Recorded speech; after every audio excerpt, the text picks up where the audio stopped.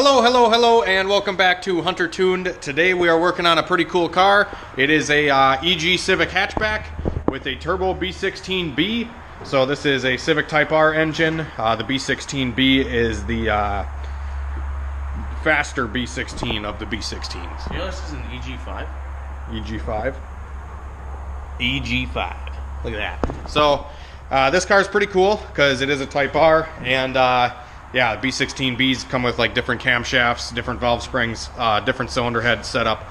So they do make a little bit more power and naturally aspirated, and with a turbo, they're just even better. So right-hand drive. And another cool thing about this car is it is a right-hand drive. We are unsure if it's a converted car or if it's an imported car. It does seem like it's an imported car. It's a very clean setup.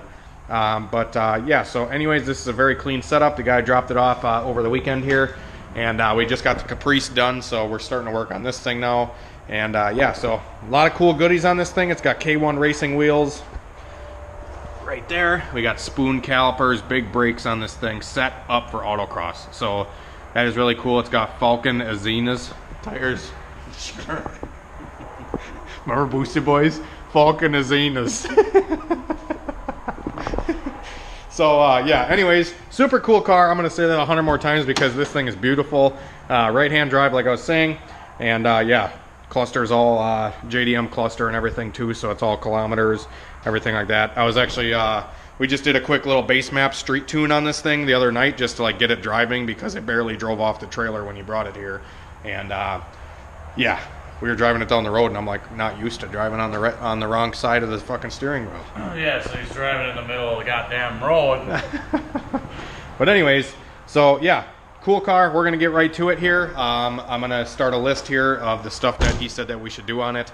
So yeah, it does have like just a basic ram horn manifold, 38mm wastegate, precision T350 trim turbo-ish. I don't know exactly what turbo it is, but it is a little small guy, so it should work pretty good for this guy's setup. He wants to autocross this car, road race it, stuff like that. And then he's going to have me build him an engine over the winter, and we're going to do like a higher horsepower LS VTEC setup. That's what he wanted to do after this one. So anyways, we're going to start by pulling the spark plugs out of this thing and checking over some of the wiring, making sure all the wiring is good to go on this thing. It does have a 4-bar map sensor, Honda S300, RC 550cc injectors, and yeah, that's about it. The only thing that I did notice right off the bat is the intake air temperature sensor is not plugged in. So we're going to try to find that buried down in the harness somewhere here. And here it is, just chilling. So the yellow and red wire usually is the intake air temperature sensor. So we're going to try to feed this up here and plug it in at some point. We're going to try to do that after we check the valve lash and throw a set of proper spark plugs in this thing. So he said that he did not change the spark plugs for the turbo yet, and he wanted me to just check the valve lash and redo the valve lash for him. So we're going to do that as well. So yeah, anyways, we're going to get right to it, start pulling the plugs, pull the valve cover, and we'll pick up in a minute. Alrighty guys, so we just got the valve cover yanked off of this thing, and the plug wires and spark plugs are all out now. So when we do the valve lash, we're going to just make sure that the timing is set while we're at it, because we do have to rotate the motor to 4 different positions to be able to check the valve lash. So we're starting at top dead center, which is going to give us a valve lash check for cylinder number 1.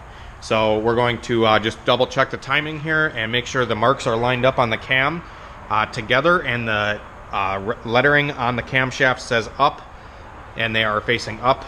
And then we have a mark down here on the crank pulley that we also are checking to make sure if it lines up with the cover, and it is. Everything is lining up perfectly.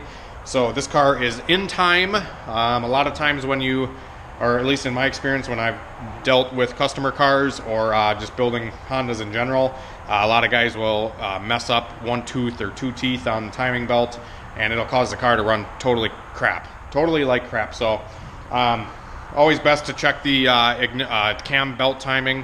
Whenever you have issues with a Honda, that's usually always where I start, because the belts do jump a tooth or 2 once in a while if they're too loose or not tensioned properly, but this thing is set up very nice. It's ready to go. So we're just setting the valve lash here, so now we're going to check the lash. So I'm going to grab some feeler gauges here real quick. We're doing 7 on the intake and 9 on the exhaust. That's what I usually always do. Alrighty guys, so we just did the valve lash on cylinder number 1, and I just wanted to kind of go through what we did here.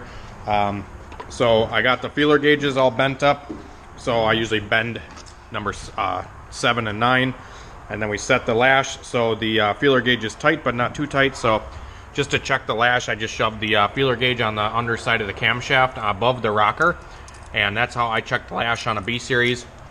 Like I said, you kind of want it to get it so it drags coming out, but it's not super tight to where you can't pull it out, and it's not too loose to where you don't have any friction. So it's just kind of a happy medium where you want to set it. Sometimes all it takes is an eighth a turn to completely screw up the way the feeler gauge sits in there, so it's kind of a tedious little process. But we did get cylinder number 1 done, and Michael actually just came in here, and we are verifying the fuel pressure on this thing because it does have an aftermarket regulator top hat thing. So we just hooked up a fuel pressure gauge to it to verify that it is at 42 psi of pressure, so that should be good to go. Like I said, we just kind of put the gauge in here to check it. So yeah, so now we are going to rotate the engine 90 degrees, and I usually just put the car in 5th gear, and when the car is in 5th gear, I just rock it back and forth, and I can do it by myself usually, to where we can just roll the car backwards in gear and it'll spin the motor over pretty easily when it's in 5th, because you know, the more revolutions of the tire will be more revolutions of the motor, kind of thing when it's in a higher gear ratio. So we're just gonna push back on the car here. Want to push on the front of it? Yeah. So we're just pushing. Okay, stop. And now that the up arrows are not facing straight up, they're facing straight to the right now. So that means we should be able to check cylinder number 2. So we're going to check 2. And another way to check to see if the valve lash is able to be checked, you can see the cam lobes. If they are facing down and pushing on the valves, you will not be able to check the lash accurately, because obviously there's not going to be any lash when they're pushing down on the valves. So we can see that these cam lobes are facing up at us, and they're not putting any tension on the rocker arm, so we are able to check the lash on this cylinder number 2 now. So we're just going to finish the valve lash here, and then we're going to pick back up in a little bit. We have an issue with the wastegate that we also need to address, because the wastegate is currently blowing straight at the turbo, which is not good for the turbo. It's not good for efficiency, etc. So we are actually going to be flipping the wastegate around and trying to make like a 180-degree dump tube for it or something like that. So we're going to have to remove the wastegate here and flip it around, and then probably replumb the vacuum lines going to it, because the vacuum lines are kind of loose going to the wastegate. So we'll probably redo some of that as well, and then we'll pick back up when we get some of this stuff done. That's pretty damn hard. That's been pretty fast.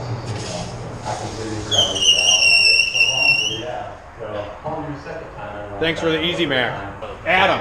No, Adam sent all this stuff. Really? Yeah. Thanks, Adam. Same exact model and everything. We just don't have ours set up yet. But I bet after Brent watches this video, he's going to be like, we need to get that thing up and going. So we just got the spark plugs installed. We gapped them down to 20 thousandths, threw some BKR7s in there, and we also got the valve lash completely done. Michael's going to pause the video here so we can wait and watch Booster Boys later. But anyway, so yeah, we got the plugs all in. Valve lash is done. Plugs are gapped. And just before we did everything else, we did the fuel pressure I mentioned. And I just pulled the air filter off of the turbo to kind of check the turbo health, because it is a Precision. It's not a VS Racing from HunterTuned. But yeah, so it is spitting some oil here. As you guys can see, there is quite a bit of oil in the compressor housing here. It could be partially because the wastegate's blowing directly at it and it's heating up the seals. So hopefully when we get the wastegate figured all out, the turbo will not be spitting oil.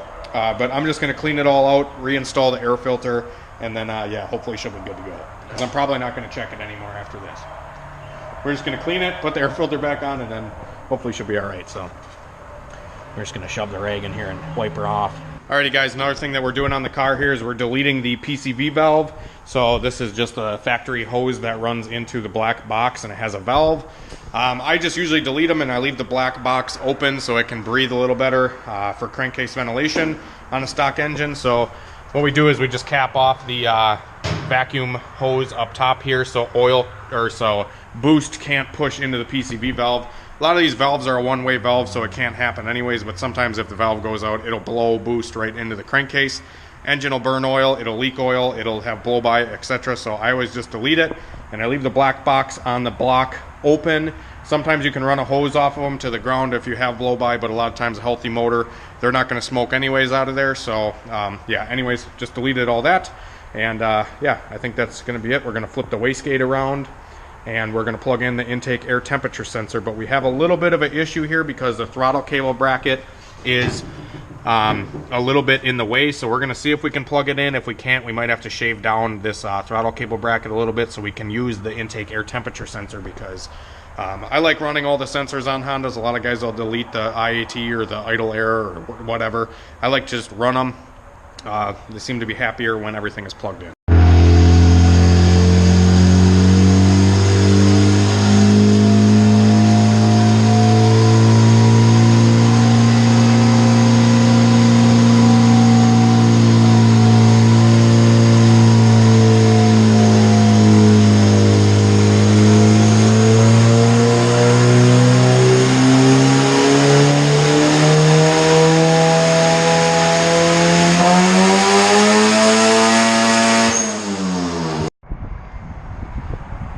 We're gonna throw this thing on the dyno soon with the bottle.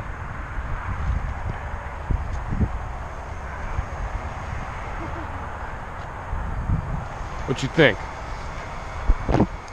All right, guys, so we got the EG all strapped down onto the dyno here, and we had to go through a couple things on the tune. Obviously, we got the timing set on it, and we still have to get a dump tube on the wastegate, but just for on the dyno, we can still tune it as it is.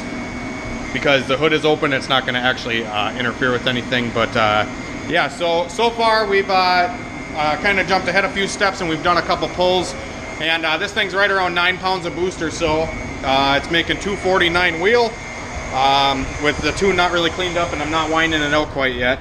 We're only revving to 75, I think, 7,000, something like that. But I did want to kind of go over a few things with you guys on the car. We did hook up the Honda in here, and got a base map fired up on this thing, and played with the map already a bunch. But he has a DTC 4-bar map sensor on this car, and it was having issues not reading how it was supposed to. So a good kind of little trick, what I do on a lot of these cars, if the map sensor doesn't have like calibrations to go off of, like if it's not like a preset thing on Honda, like the Omni Power or Honda 4-bar sensors, or like a GM 3-bar or something like that, those usually all have presets in the S300. But this thing wasn't reading like a Omni 4-bar or anything like that. It was actually reading 1.5 pounds of boost just sitting here idle, like without the car running or anything like that. So that is not something that is good. So we actually had to go into the map sensor here and calibrate the scalar and offsets on the map sensor, and we ended up with a 750 scalar and 31 offset, and that actually reads exactly how the stock one reads. That's what I do, is I just plug in a stock map sensor, see what it reads, and the stock sensor read 0.7 with the key forward and the car not running, so I just kind of played with these scalar numbers until it matched the stock one, so it should read properly now. And the car ran a lot better after that, because before it was reading boost, you know, sitting here. So the way that the map sensor is it will run on the fuel map, you know, like this region here where it's green on the laptop is normally where they idle, somewhere around in this area, and it was actually reading over in this area, which has more fuel because there is less vacuum present on the tune there. So as the car loses vacuum and adds boost, it's going to add fuel to compensate, and if the map sensor isn't reading properly, it's not going to actually have the proper amount of fuel in the right areas, so the tune can kind of get all jacked up. So what we did is we just got that all scaled up, and then I just tuned the cruising map real quick. On the dyno, it's really nice because we don't have to sit and watch the road or anything like that. So we got cruising already dialed in pretty damn good. I'll probably clean it up a little bit more after we get done doing some power pulls. Currently the car coming into VTEC, we did a pull without VTEC, and what did we make without VTEC, Christian? No VTEC. We're just kind of slowly learning into the car here and ramping up into it. I usually like to get the non-VTEC side of the map all tuned up to like $6,000 or so. So that's all good. And then, you know, engage VTEC afterwards. So I know kind of where VTEC's going to want to be for fueling. 212. So, no, we only made like 170 or something without VTEC. Oh, didn't we? yeah, no VTEC. No VTEC. We only made like 170 horsepower, revved it out to $5,000, 5,500. So, yeah, this thing's already making pretty much what it makes stock with the turbo only revving to $5,000. So that's why you put a turbo on, right? Yeah. But anyways, so like I was saying, we got the timing all set. We got the fuel pressure checked. We plugged in the intake air temp sensor. We did a few other things, scaled the map sensor. And yeah, so I think this turbo is a little bit tired because after a pull, it does smoke a little bit. Like I was telling you guys earlier, the turbo just seems like it's a little tired or whatever. So we're just letting the car kind of cool off a little bit here, and then we're gonna do another tug with VTEC. And we got the tune kind of scaled how it should be. I'm thinking we only pulled up to like $7,000 or so before, and we're already making 249, so that should be pretty decent. So far, hopefully we can make like around 300 horsepower, I'm thinking, on 10 pounds of boost with this B16, because it's on around 9 pounds or so. So I don't have any ignition timing in it right now. It's pretty conservative, so yeah, we're gonna get back to it and do another tug. Alright guys, so we just let this thing cool down for a little bit. We're gonna see if we can make another hit.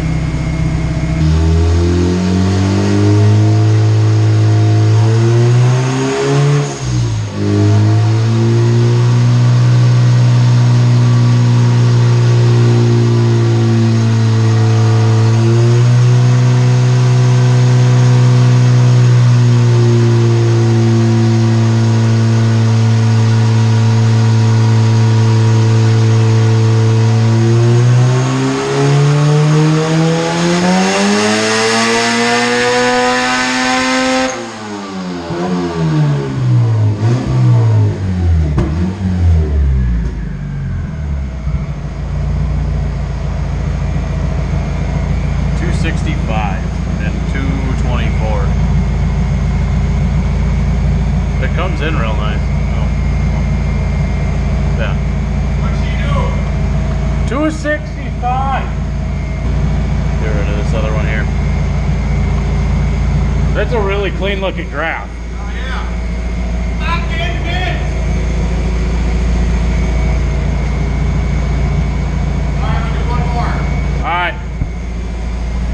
One más.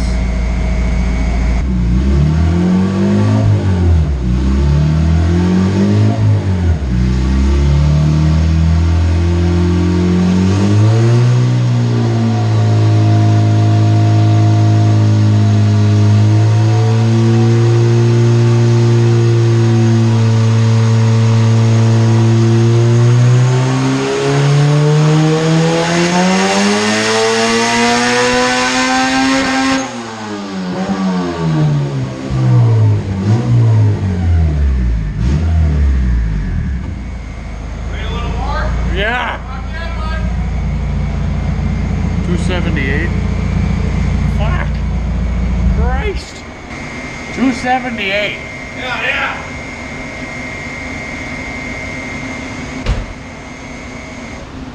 I put a little time in here.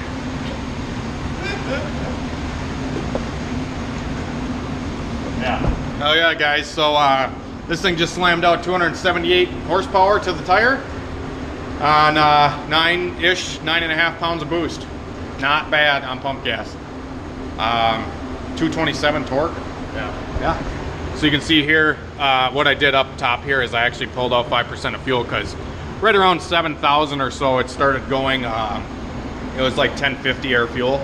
So it just, like I said, on a lot of Hondas and stuff, I've said this numerous times in videos, usually when the power starts to drop, it's going to get richer. And just to kind of extend that power just a little bit farther, I pulled a little bit of fuel, you know, way up top there, so it can actually not be choking on fuel up top, like 7,500 and above. That's why I pulled that 5% and it picked up a little bit of power there. So I am winding the car 82 or so, 100 RPM. The dyno is off a very smidge bit. Not crazy bad, but yeah, so we started off the day with this car literally barely even driving into the shop. And now it's laying down 278 wheel pretty conservatively. Yeah, This is the base map. Literally made what I make 160. So we added a little bit of power, let's just say. So yeah, this little B16B is gonna fucking make stink. Yeah. So we're gonna go take it for a little rip on the street, make sure the tune's good. I always like to double check my work on the street. If you guys watch a Caprice video, we actually mess with it on the street quite a bit. Because I like running stuff on a real world scenario. The dyno is very close to a real world scenario, but you know, sometimes you know, the dyno's not going to be exactly a street kind of thing. So it's always best to you know, test the car on the street and the dyno instead of just doing dyno tuning and sending it on its way. I like to just make sure everything is going to be perfect. All Gucci bandana. Gucci bandana.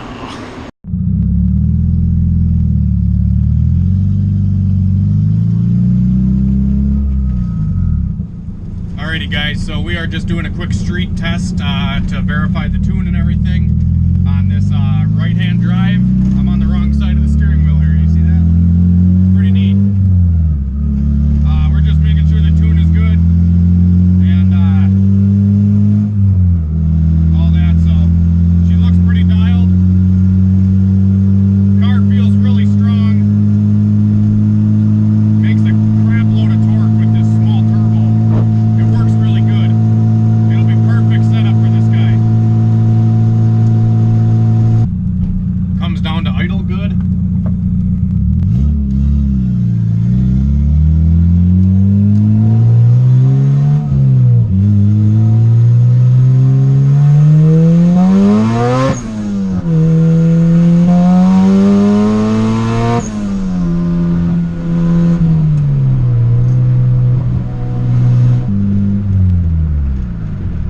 The exhaust is literally directly under my feet right now, so it drones really bad in here, but it still sounds good. It's just underneath the car, so it, you know, it doesn't sound that good on camera probably, but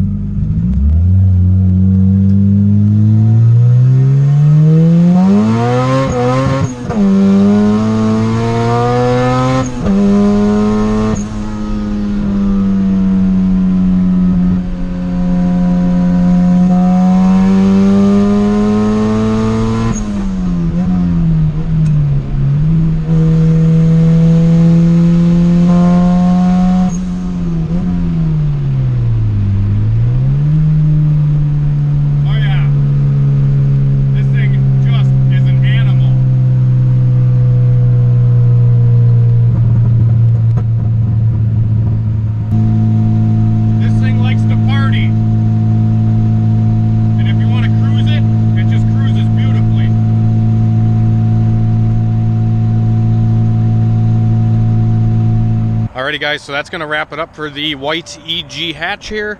This thing is dialed, running great. It's a great little setup. The only issue is the turbo does smoke a very, very, very small bit on like decel at high RPM. You may have seen that in the dyno there. And the car also has cut front springs, he was saying. So when we're on the dyno, the suspension moves a lot. You can kind of tell maybe in the video, but other than that, the car runs really good, and just another happy customer from HunterTuned here. So yeah, if you guys need help with tuning or anything like that, be sure to hit me up. Haven't been responding a lot lately because I've been pretty busy thrashing out here on these cars, but now that we're getting a lot of them done, we might be able to focus on some other things. We actually got the CRX, my red CRX, we got the engine pulled out of it today. So me and Christian kind of busted that out before we started working on the white car. We ended up pulling the motor out of the CRX here, so the motor's chilling over here. It started off as we were just going to pull the header off of this car. Yeah. And then put it on the black car, and then it ended up turning into let's just pull it. Yeah. Yeah, so we just pulled it out real quick, didn't take too long. So yeah, we're gonna get this thing ready for the B20 VTEC, and should be all good to go soon. I gotta pull the motor and trans out of the Mustang because I actually got the I have the guy that's rebuilding my trans, or the guy that did, you know, kind of go through my transmission for me, he actually hit me up and he said that he can get me in Thursday or Friday this week. So I'm going to try to get the motor and tranny and everything pulled out so I can take that up by him, because the transmission is starting to whine again. So I just want the tranny to be gone through, and then I might be hitting up Dusty at PTC and getting a converter maybe. I'm not sure exactly what I'm going to do yet, but we'll see. I want to get the Mustang ripping and going super fast. So that's the goal with that. And then I'm still waiting on some parts for my hatch too. I got the rods at the machine shop already, and I'm just waiting on them to get resized so I can throw that bottom end back together, and then I just got to get a set of springs retainers. And that should be it. But we have to do another car yet. We'll probably wait till tomorrow to do this one. This is another white EP3 with a Type S RSX swap, so it's got a K20A2 in it, 6-speed trans, and yeah, this thing should be a whole lot of fun too. We're going to throw this one on the dyno and get this one tuned up tomorrow. We got the old Derby car over here, the $200 Civic. We're slowly kind of putting bits and pieces in it, trying to work on it, but we got the header off of the CRX we're going to chuck on this thing, and then we also got a battery from T-Bag, Honda, you know, actual Honda size battery, and he gave me some battery cables and stuff, so I might throw those on and you know, put a battery tie down and stuff on it so we can throw the hood back on, and then we'll probably just swerve it with the header and a cat on it maybe, and it should be not terribly loud. We'll see. And then I'm probably just going to get some bumpers if I can find some, taillights, and flip this thing and hopefully trade it for a car trailer. That's my goal. I want to sell this car and be able to buy a car trailer with the money, so I'll have not a whole lot of money into a car trailer, considering I bought this car for $250, and we're going to put pretty much maybe 50 to 100 bucks into it. So hopefully we can sell it for around 1,000 and make some money to buy a car trailer. So that's going to be what the goal is for that damn thing. Anyways, yeah, Caprice is getting picked up tomorrow. I don't know when that one's getting picked up, but yeah, so we're just going to keep thrashing out here. Thanks for watching all the videos, guys, and like, comment, subscribe. Let me know what you guys thought of today's video, and we'll see you later. Have a great night and better tomorrow.